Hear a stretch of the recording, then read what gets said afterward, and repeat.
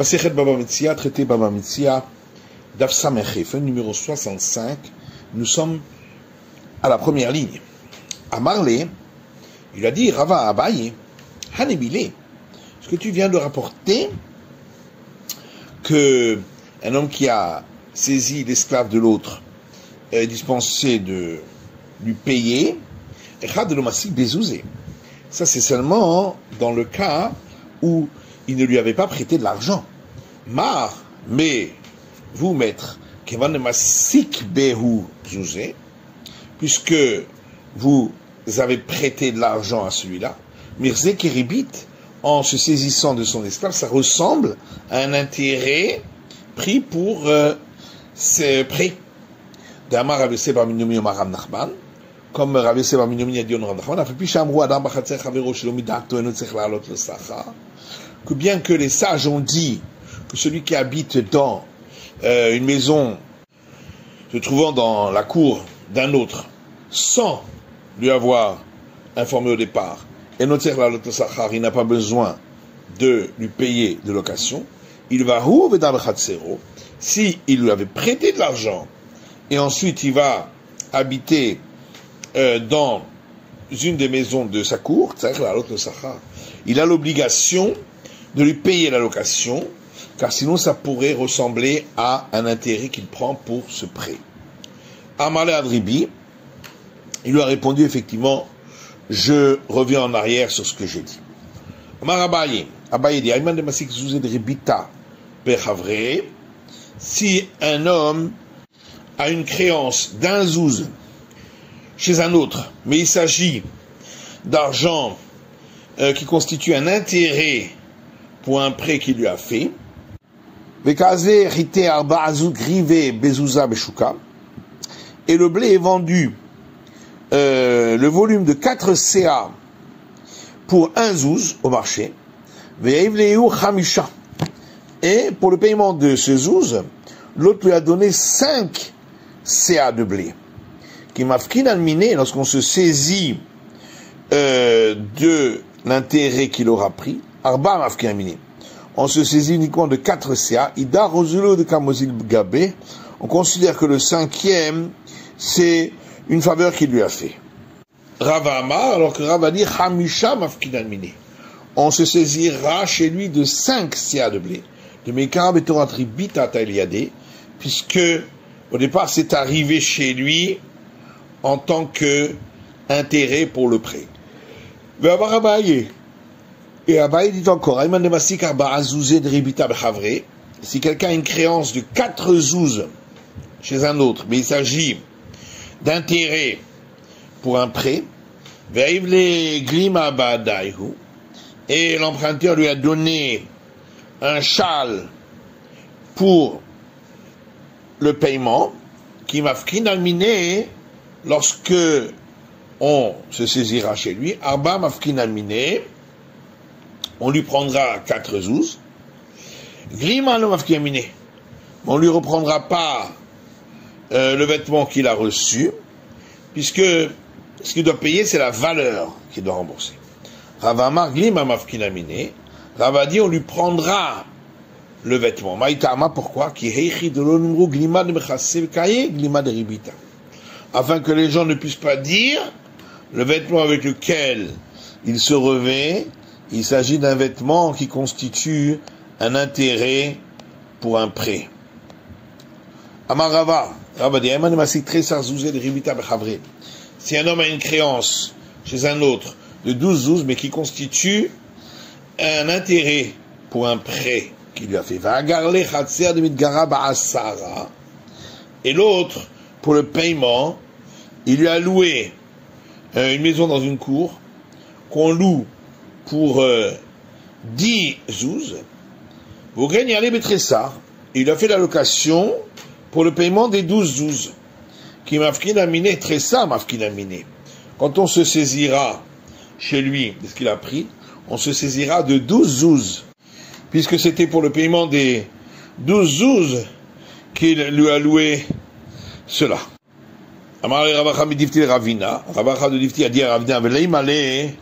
Pourquoi le créancier ne pourrait pas dire à l'emprunteur ki agrahachi davaka mishtarsheli.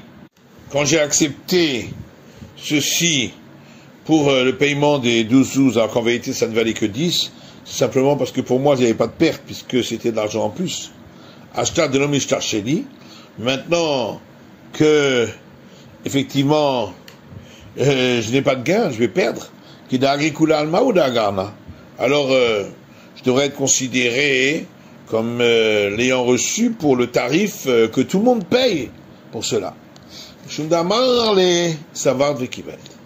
Et Ravina répond, non, c'est parce que tu as accepté que ça correspondrait au paiement des 12 zouz. Donc c'est ce paiement-là qu'il faudra rendre.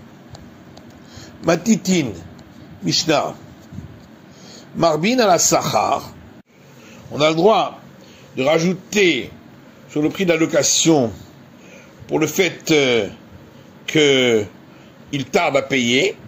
Vein Marbin à la Mecher, on ne peut pas rajouter sur le prix de quelque chose qui est vendu parce qu'il tarde à payer. Ketzad, comment ça? Est-ce qu'il doit être à zéro? Si une personne a loué à un autre une maison dans sa cour, va marlo, et celui qui a loué a dit à celui qui a pris en location, si tu me donnes l'argent dès maintenant,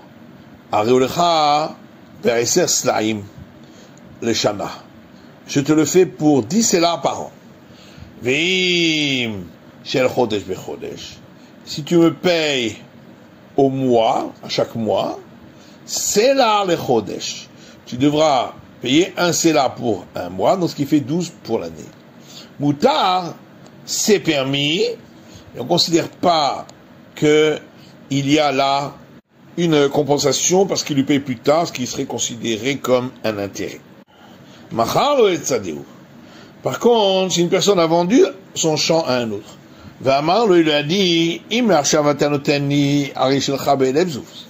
si tu me payes immédiatement, alors il est pour toi pour 1000 zouz.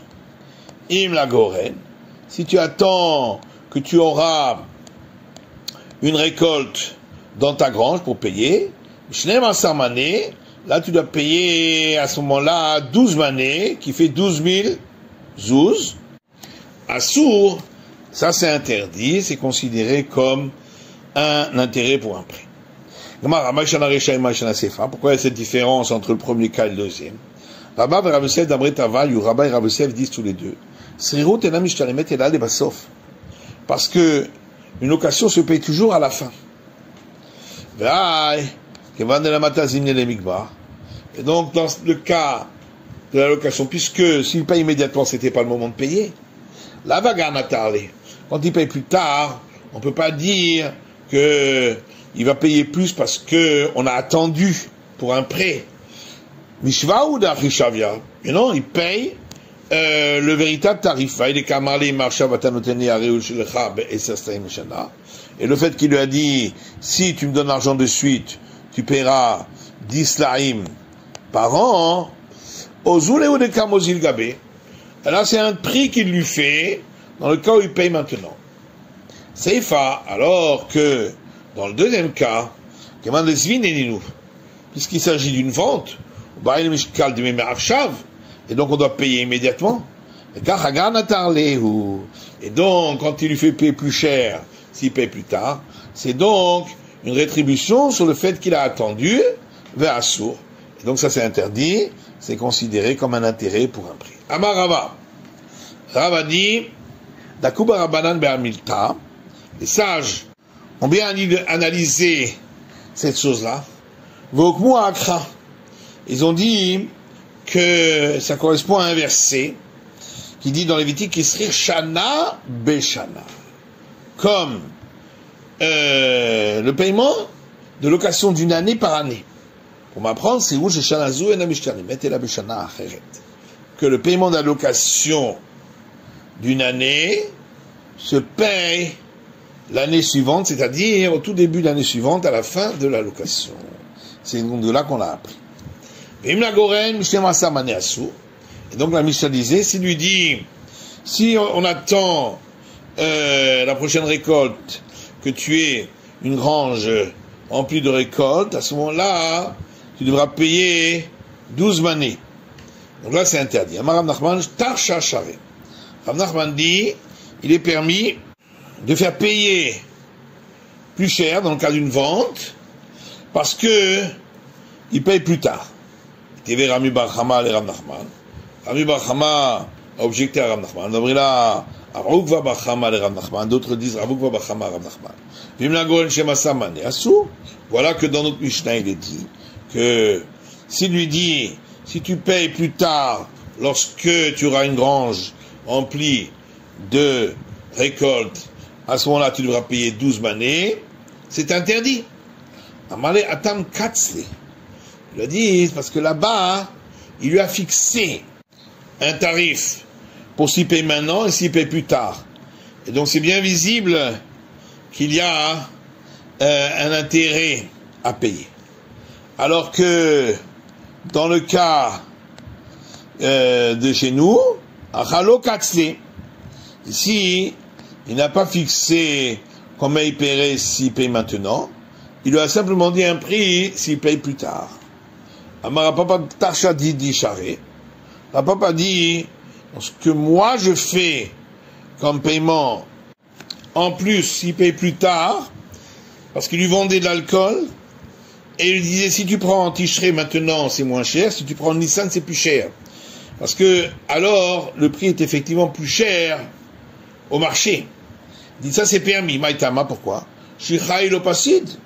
Parce que, de toute façon, l'alcool que je fais, il ne va pas se détériorer si j'attends jusqu'en Nissan. Zouzé l'otsrichla, et j'ai pas besoin non plus d'argent à recevoir maintenant en Tishri. Anaou de Kavid Amilta Gabelokar. Au contraire, c'est moi qui fais une faveur auprès de l'acheteur de lui permettre de payer en Nissan, et donc à ce moment-là, il paiera le prix au mois de Nissan. Amale Rav Shechet Beret de Ravidi de Rapapa. Alors, Rav Shechet, fils de Ravidi de Rapapa, Maï Chazema de Kazad Betardidardi. Betardidou, qui dit que tu dois regarder par rapport à toi-même, regarde par rapport à eux. Et là, vous les ouzouzer, à vous chaque qui acheta. S'ils avaient de l'argent présent, ils auraient payé le tarif de maintenant, qui est moins cher. Achetar de les ouzouzer. Chaque qui a du camé. Et maintenant, qu'ils n'ont pas d'argent, ils vont acheter plus cher, parce que, on leur a permis de payer plus tard. Amaram Chama Tarsha Didi Vadaï Share. Fram a dit, ce que moi je fais payer plus cher lorsqu'on paye plus tard, ici, pour ce que je fais moi, c'est sûr que c'est permis, parce que j'attends que les acheteurs aient pu vendre cette marchandise pour qu'ils me payent, et entre-temps, c'est moi qui prends la responsabilité, donc en vérité, ça ne leur appartient pas, jusque-là. Aitama, Nichaleo de l'Ekobeshuti, et pourquoi? C'est parce que eux ils préfèrent que ça reste encore dans ma propriété.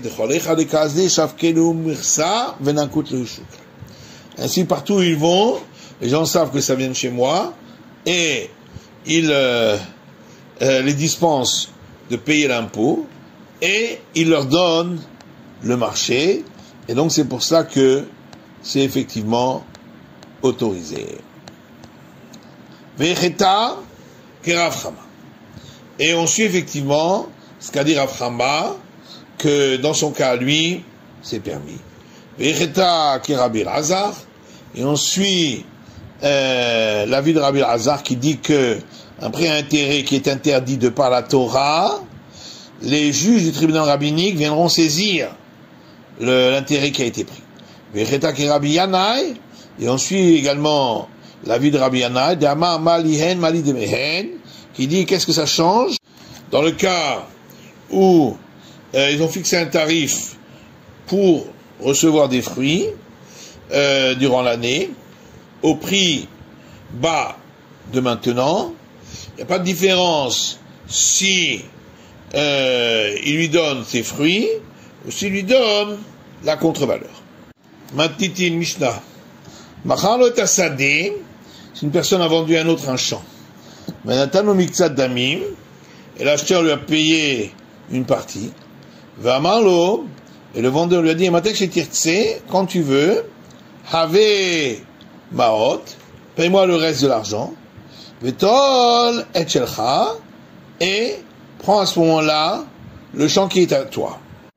Assour, c'est interdit, car si le vendeur continue à manger les fruits, en fin de compte l'acheteur va payer, donc il aura reçu un intérêt parce que il lui a permis de payer plus tard. Et si c'est l'acheteur qui mange les fruits et en fin de compte il ne paye pas, à ce moment-là il aura reçu un intérêt parce qu'il lui aura laissé de l'argent qui en fin de compte n'était qu'un prêt puisqu'il devra lui rendre à la fin. Il va voir le sadéo.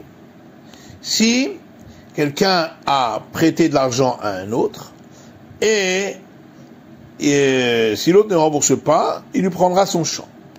Va Marlo, et le créancier a dit à l'emprunteur, Imiata notenli, si tu ne payes pas ta dette, Mikan va chalosh shanim, d'ici 3 ans, Areisheli, le champ est à moi. Areishelo, effectivement, le champ sera à lui. Et c'est ainsi que Baitos Benzonim faisait, suivant l'enseignement des maîtres. Gmara Miochel Perot, dans le premier cas, de celui qui a vendu un champ et l'autre n'a payé qu'une partie. Qui c'est en réalité qui a le droit de manger les fruits entre-temps? Ravuna Amar Mochel Perot. Ravuna dit c'est le vendeur qui a le droit de manger les fruits. Ravana Amar Meshal Shin et Perot. Ravana dit on laisse les fruits entre les mains d'un tiers jusqu'à ce qu'on sache s'il paiera ou pas. Mais là, il n'y a pas de discussion. Quand on a permis au vendeur de consommer des fruits, c'est dans le cas où il lui a dit, lorsque tu amèneras le reste, à ce moment-là, ça t'appartiendra. Et donc, entre-temps, ça appartient au vendeur, c'est pourquoi il a le droit de manger. Quand on a dit, on doit laisser les fruits entre les mains d'un tiers, c'est lorsqu'il lui dit, lorsque tu paieras, tu auras acquis dès à présent. Et donc on ne sait pas entre-temps est-ce que ça appartient au vendeur ou à l'acheteur.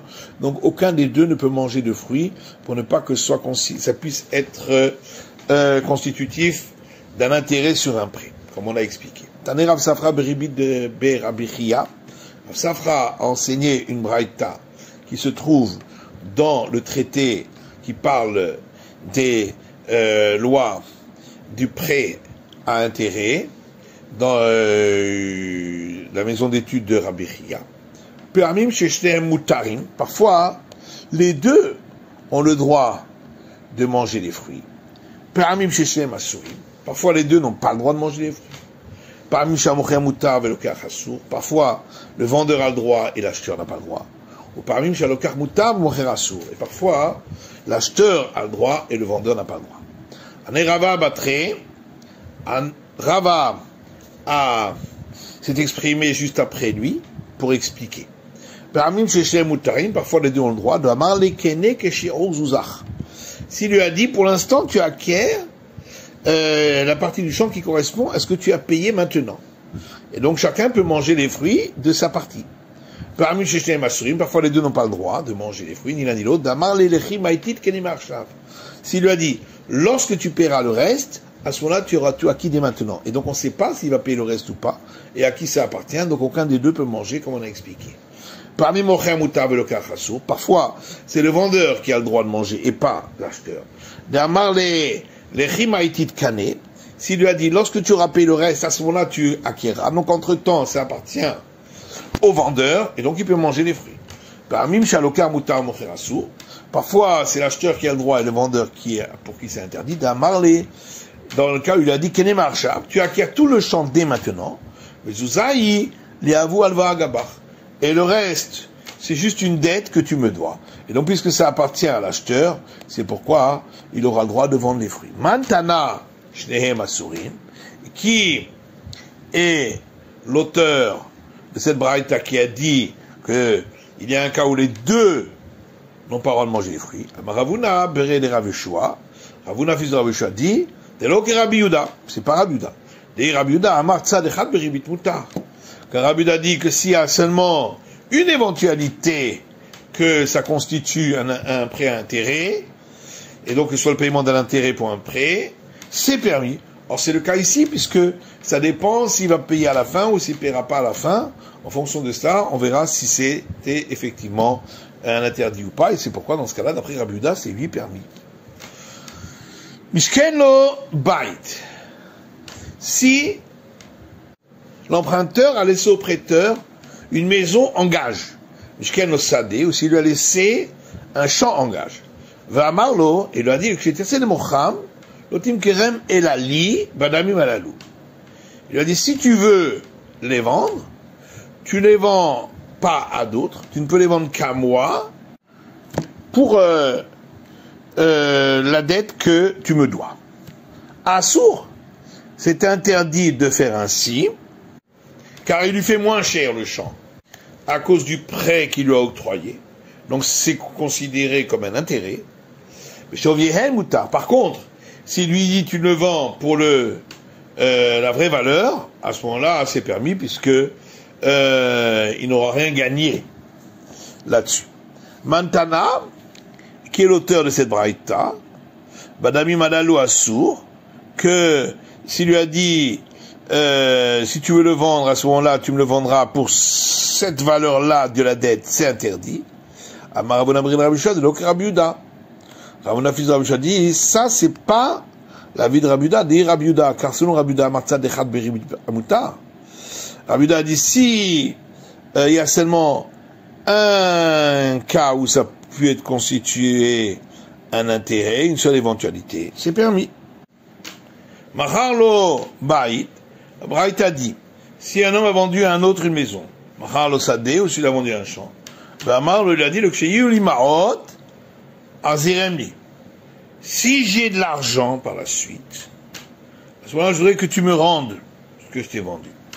À source, c'est interdit, parce qu'entre-temps, l'autre en aura profité, et sera considéré comme un intérêt pour le prêt de cet argent. Par contre, si c'était pas une condition qui avait été faite au départ, c'est l'acheteur qui lui a dit, au cas où tu as de l'argent, je te rendrai la maison. Moutar, c'est permis. Mantana, qui est l'auteur de cette braïta, de mon Agmara, Amarabuna Brid Rabbi Shua, de l'Ok Rabbi Yehuda. Rabbi fils de Rabbi Shua dit, ça c'est pas Rabbi Yehuda. Dit Rabbi Yehuda, Martzad Echad Beribit Moutar. Puisque d'après Rabbi Yehuda, lorsqu'il y a juste une éventualité, que soit un prêt intérêt, c'est autorisé. Et c'est le cas ici dans le premier cas. Machana Reisha, Machana Sefa. Et quelle est la différence entre le premier cas et le deuxième? Pourquoi dans le deuxième cas c'est permis? Quand c'est l'acheteur qui a proposé. Amarava Sefa d'Amarle Midate. Alors Rava répond parce que dans le deuxième cas, il est venu de par lui-même dire cela.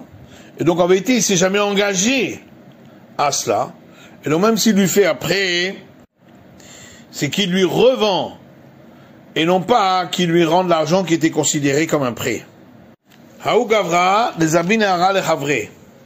Une fois un homme qui a vendu un champ à un autre, chez l'Obacharayut, et sans garantie. Chazé d'avec Aratsiv. Il a vu que l'autre était triste, qu'on ne lui avait pas fait de garantie. Amalé Amay Aratsiv a dit, mais pourquoi tu es triste? Itafu la minach, magbina la shufra shvara ombere. Au cas où, si on vient de se saisir de ton champ, je te rembourserai du meilleur de mes biens, et ce que tu auras amélioré, les améliorations que tu auras fait dans le champ, et les fruits.